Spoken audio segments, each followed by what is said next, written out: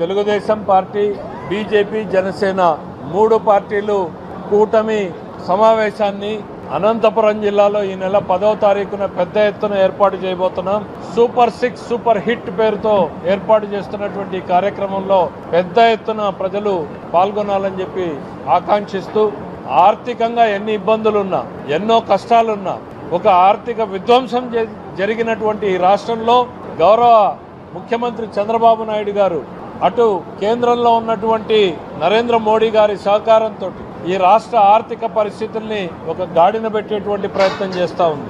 ఇప్పుడే oxygen ventilator నుంచి మామూలు పరిస్థితులకు వస్తున్నటువంటి రాష్ట్రంలో ఇన్ని సంక్షేమ కార్యక్రమాలు చేపట్టడం అనేటువంటిది సాహసోపేతమైన చర్య.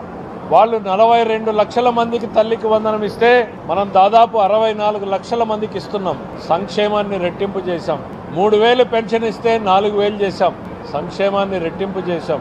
మరి రైతులకు ఇప్పటికే 7,000 రూపాయలు ఇవ్వడం జరిగింది, 20,000 ఇవ్వబోతున్నాం. సంక్షేమాన్ని డబుల్ చేస్తూ అభివృద్ధిని డబుల్ చేసేటువంటి కార్యక్రమంలో చంద్రబాబు నాయుడు గారి ప్రభుత్వం ముందుంది. అందులో భాగస్వామిగా ఉన్నటువంటి పవన్ కళ్యాణ్ గారు కూడా అడుగడుగునా పార్టీ ప్రభుత్వం చేపడుతున్నటువంటి కార్యక్రమాలకు సంపూర్ణ మద్దతు ఇవ్వడం జరుగుతుంది.